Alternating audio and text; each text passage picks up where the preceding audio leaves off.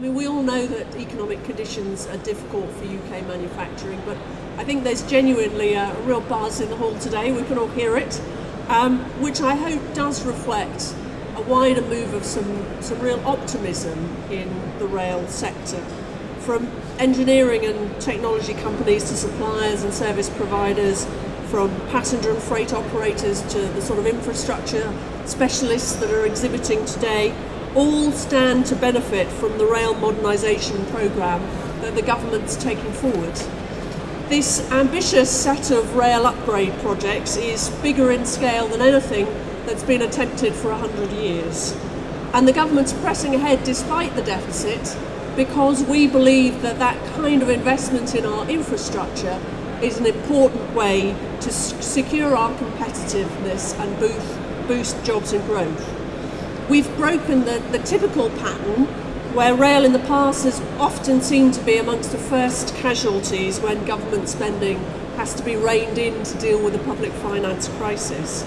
And thanks to some very difficult decisions on issues like VAT, like welfare reform, we've actually been able to commit 18 billion to rail investment in this current spending review period. So as well as our plans for high-speed rail, which are making progress, we're also in progress delivering the Thameslink programme, electrification of key routes in the north of England and on the Great Western Line, massive redevelopment of stations like Birmingham New Street and Reading, real progress on important projects in the strategic freight network, the first elements of the Northern Hub project, around 2,700 new carriages, including the IEP programme, significant improvements to the light rail networks in Birmingham, Manchester, Nottingham and Newcastle, and the long-awaited upgrade of the London Underground. And what's more, nearly a quarter of a century after it was first mooted, Crossrail construction is now well underway and visible in many locations across central London. Crossrail is the biggest construction project in Europe, and very soon its two massive tunnel boring machines will start their journey under central London to provide a vitally needed uplift to the capital's public transport system and a crucial new link to our country's busiest airport. And as well as improving life for passengers, this programme of improvements adds up to a period of historic opportunity for the rail industry and those who supply it. And it's clear that none of us can deliver the change we need in isolation. All too often in the past, governments have either imposed their own plans for reform on the railway or just set targets for the industry to achieve without giving them really the means to do so. In contrast, we've tried to build a consensus for change using a collaborative approach, because we believe that working effectively together across the industry and with government is an important way to help us achieve a modern, affordable, efficiently run rail network in this country. And the time's right for reform. The HLOS2 programme of work that will decide rail outcomes and funding for the 5-year period from 2014 is well underway. And we've also started in the Department for Transport on the biggest round of refranchising since privatisation.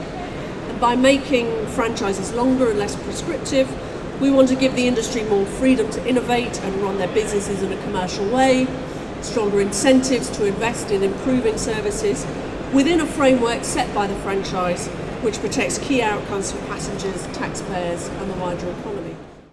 And the government's also funding special catapult centres, which are technology centres which we hope will drive forward innovation and help British-based firms compete in the global market for transport technology. Now, I pressed hard for one of those centres to focus on transport, and I'm delighted that I was ultimately able to persuade my colleagues at the Department for Business and Skills, partly thanks to a little bit of extra funding from the Department for Transport. But we estimate that the market for novel transport systems could be worth as much as £890 billion worldwide. So that's one of the reasons why transport is one of the 7 key areas we're focusing on with these new research centres. The Transport Catapult Centre will be cross-modal, covering key issues both for the road and the rail sector. The UK already has world-leading business and academic expertise, with particular strength in areas like intelligent transport technology and telematics, road traffic management systems, infrastructure design, and in-vehicle communications. And I've seen, as I said before, many examples of the great innovation in the transport sector that's being delivered by the companies represented at Infrarail this year. Some of the early projects that this new centre is likely to focus on will look at end-to-end journey times and remote asset management and monitoring. By promoting collaboration and sharing knowledge, this new research centre should help businesses build the kind of partnerships which can reduce risks and open up greater opportunities to compete in global markets. We also hope it'll help smaller companies to work with multinationals and with the academic world to access significant R&D resources. So in conclusion, ladies and gentlemen, we have seen some tough times for the UK economy over the past 4 years, but in many ways the outlook for UK rail and the UK rail supply sector looks bright. Our railways were once viewed as a transport system of the past, condemned to inevitable decline. That trend has been comprehensively reversed by the massive growth in passenger numbers since privatisation. Even the economic traumas of the last 4 years have scarcely dented the ever-rising popularity of rail travel. But it is essential that we all rise to the challenges that I've outlined today. Costs have to come down so that we can achieve our goal of ending the above-inflation fare increases that have started to cause so much concern. We've got a massive programme to deliver in terms of upgrading the railway. It's also essential that that is delivered in a cost-effective and an efficient way.